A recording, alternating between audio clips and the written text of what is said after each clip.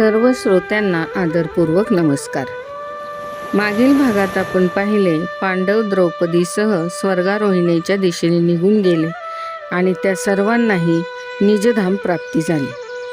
त्यानंतर आता इकडे परीक्षित राजा राज्य करू लागला.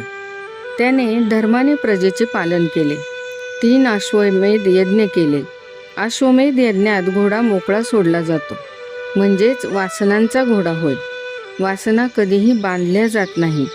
आत्मस्वरूपात लीन झाल्यानंतरच ती अंकुशित होत असते. एखाद्या विषयात वासना फसण्याचा संभव असतो, हे कायम आपण लक्षात असू द्यावे. इंद्रिय, शरीर, मनोगत वासना यांचा नाश हेच 3 महाअश्वमेध यज्ञ होय. परीक्षितीने हेच 3 यज्ञ केले.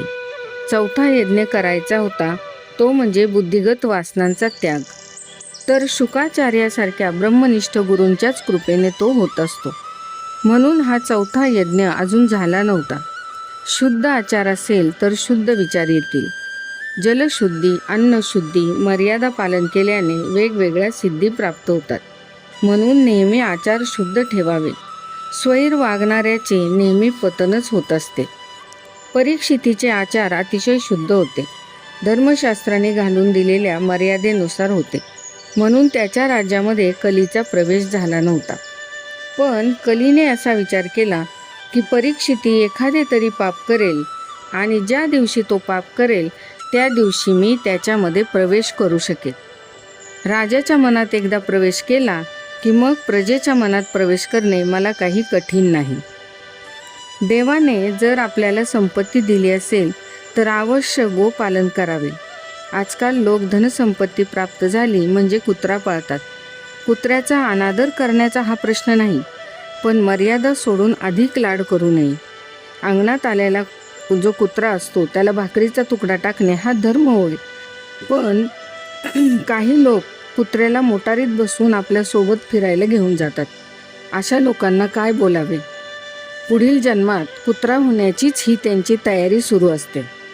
सर्व जीवांच्या ठायी परमात्मा वास करतो, पण प्रत्येकाचे शरीर भिन्न आहे आणि धर्मही भिन्न आहे. म्हणून प्रत्येकासोबत खाणे पिणे इष्ट नाही. एकादशीच्या दिवशी अन्न खाणे योग्य नाही.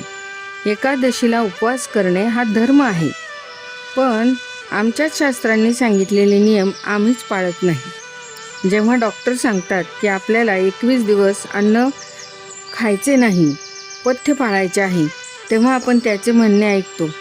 पण 21 दिवस उपोषण करणे, उपवास करणे, व्रतस्थ राहणे हे मात्र आपल्याच्याने जमत नाही. ज्याप्रमाणे पाप्याच्या घरात कली प्रवेश करतो, त्याचप्रमाणे धर्मनियमांचे उल्लंघन करणाऱ्याच्या घरातही कलीचा प्रवेश निश्चित होतो. जर तुमचे आचार विचार शुद्ध असतील तर कली तुमच्यात प्रवेश करू शकणार नाही. त्यासाठी तुमचा व्यवहार देखील शुद्ध असावा. एक दिवशी एक आश्चर्यकारक घटना घडली. परीक्षित दिग्विजय करण्यासाठी निघाला होता. फिरता फिरता तो सरस्वती नदीच्या किनारी आला.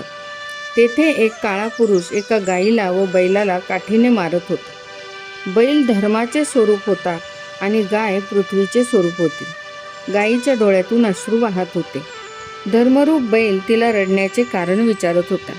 तेव्हा पृथ्वी म्हणाली, श्रीकृष्णाने इहलोकातील आपली लीला संपवली आणि मग जगात पापमय कलीचे थैमान सुरू झाले आहे. धर्माच्या मर्यादा पालन करणे सर्वांनी सोडून दिलेले आहे. धर्मारूढ जर लोक राहतील तर ज्ञानगंगेचे अवतरण होईल. शिवजी नंदीवर म्हणजे धर्मावर आरूढ आहेत, म्हणून त्यांच्या शिरावर ज्ञानगंगा आहे. धर्माची 4 मुख्य अंग आहेत. 1 सत्य, दुसरे तप, तिसरे पवित्रता आणि चौथे दया. या 4 योग फल म्हणजेच धर्म होय. या 4 अंगावर जोपर्यंत धर्म आधारित होता तोवर सत्ययुग होते. 3 अंगावर आधारित झाल्यावर त्रेतायुग आले. 2 अंगावर आधारित झाल्यावर द्वापार युग आले आणि एकाच अंगावर धर्म आधारित झाला त्यावेळेस हे कलियुग आले. अशा प्रकारे बैल आणि गाय यांचे संभाषण परीक्षित राजा ऐकत होता. परीक्षित राजाने पाहिले की बैल फक्त एकाच पायावर उभा राहिला आहे व एक व्यक्ती त्याला काठीने मारत आहे. राजाने त्या बैलाला विचारले, तुझे 3 पाय कोणी कापले?